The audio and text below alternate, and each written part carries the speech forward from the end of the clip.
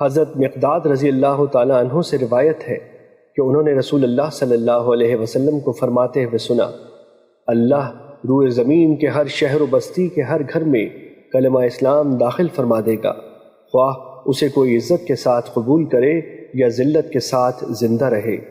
وہ لوگ جنہیں اللہ عزت عطا فرمائے گا تو وہ ان کو اس کا اہل یعنی محافظ بنا دے گا، یا ان کو ذلیل کر دے گا تو وہ اس کی اطاعت اختیار کر لیں گے۔ میں نے کہا گویا دین پورے کا پورا اسی کا ہو جائے گا۔ مشکوٰۃ المصابیح حدیث نمبر 42۔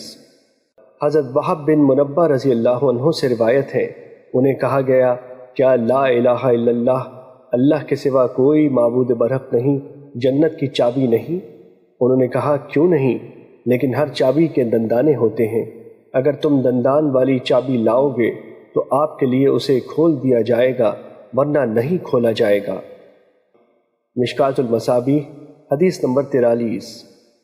حضرت ابو ہریرہ رضی اللہ تعالیٰ عنہ بیان کرتے ہیں، رسول اللہ صلی اللہ علیہ وسلم نے فرمایا، جب تم میں سے کوئی اپنے اسلام کو سنوار لے تو اس کا ہر نیک عمل 10 گنا سے 700 گنا تک بڑھا کر لکھا جائے گا، جبکہ اس کی ہر برائی اتنی ہی لکھی جائے گی حتیٰ کہ وہ اللہ سے جا ملے۔ مشکوٰۃ المصابیح حدیث نمبر 44۔ حضرت ابو امامہ رضی اللہ عنہ سے روایت ہے کہ کسی آدمی نے رسول اللہ صلی اللہ علیہ وسلم سے دریافت کیا، ایمان کیا ہے؟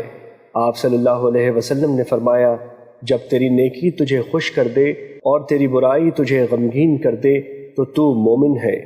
اس نے عرض کیا اللہ کے رسول تو گناہ کیا ہے؟ آپ صلی اللہ علیہ وسلم نے فرمایا، جب کوئی چیز تیرے دل میں کھٹکے تو اسے چھوڑ دو۔ مشکوٰۃ المصابیح حدیث نمبر 45۔ حضرت معاذ بن جبل رضی اللہ عنہ بیان کرتے ہیں، میں نے رسول اللہ صلی اللہ علیہ وسلم کو فرماتے ہوئے سنا، جو شخص اس حالت میں اللہ سے ملاقات کرے کہ وہ اس کے ساتھ کسی کو شریک نہ ٹھہراتا ہو، 5 نمازیں پڑھتا ہو اور رمضان کے روزے رکھتا ہو تو اسے بخش دیا جائے گا۔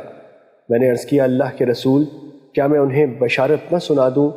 آپ صلی اللہ علیہ وسلم نے فرمایا، انہیں چھوڑ دو تاکہ وہ عمل کرتے رہیں۔